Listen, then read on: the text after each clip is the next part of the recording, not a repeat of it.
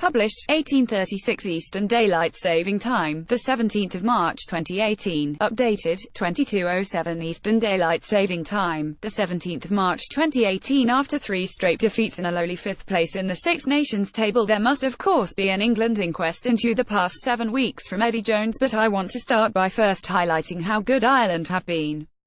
Not least because if you study their successful template, there are considerable clues as to where England went wrong.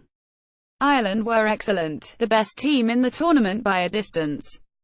They are the best coached side in Europe, with Joe Schmidt and Andy Farrell missing nothing, and they have the best strength in depth, making light of big injury absences. England head coach Eddie Jones and his players have now got to do a lot of soul-searching. Ireland had a superb Six Nations campaign and they totally deserve their Triple Crown success. They are the most consistent in terms of selection, the calmest under pressure, and probably the fittest side too. The Irish certainly look the freshest and most rested, with strong central control by the IRFU working brilliantly for the national team. Congratulations to all concerned. Saturday was historic and impressive, and all on St. Patrick's Day.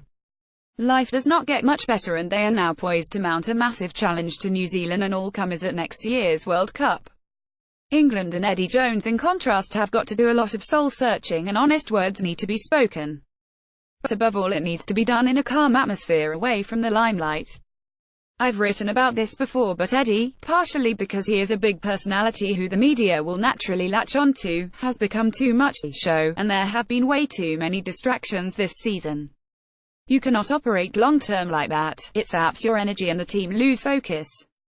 So it is time for Eddie and his coaching staff to go to ground. It is a time for a period of silence.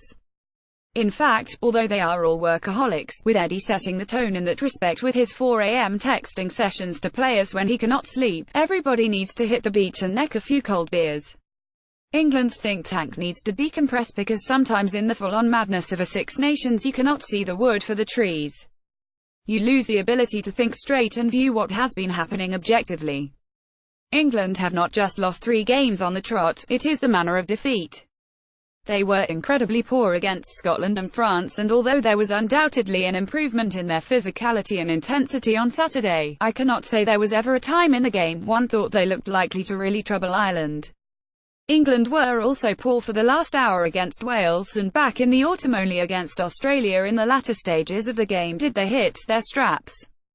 Why? What's going wrong, and how can England play better? I have read that England need an attack coach. Another coach. They already have the biggest backroom staff in the world. The camp is packed full of rugby nous players who make their successful club teams tick. No, what is needed most of all is for England to clarify how they want to play. Eddie needs to sit down and debrief everybody, player by player, and get their view.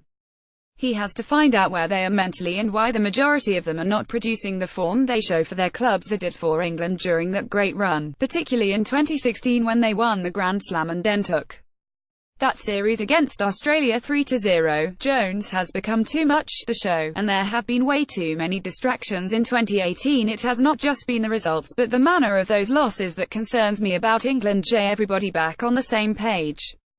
It will be absolutely vital down in South Africa in June, because, under a new coach and with fresh hope, the Boks will be looking to get back on track and will be scenting blood against this England group. New Zealand loom in November, Wales and Ireland away in the next Six Nations. The road ahead is very challenging. I have seen comments that England have become too robotic and predictable, but I am not sure that is the crux of the problem either. Ireland also play to a pretty solid structure, it is just that they are doing it brilliantly at pace and precision. Execution, energy and composure is what is missing for England. The difficult part of this questioning process is deciding who will question Eddie, because in recent months he has started to make selection and tactical errors. To highlight just one, how did England get into a position on Saturday when they were giving the scrum half his first Six Nations start in 10 years?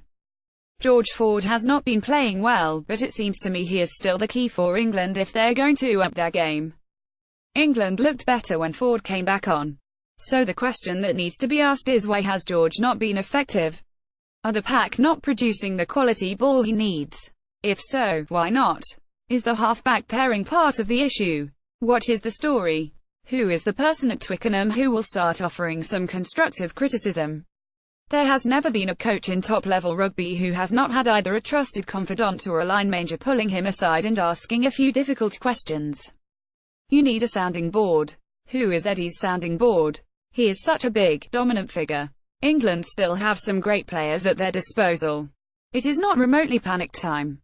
This blip has been coming and was widely predicted, so should not come as a shock, and there is an argument that it is best for England to get their wake-up call 18 months out from the World Cup, not 6. Now is the time for cool heads and clear thinking, searching questions and honest answers. England's disappointing Six Nations should not cause them to panic, but it is a big wake-up call.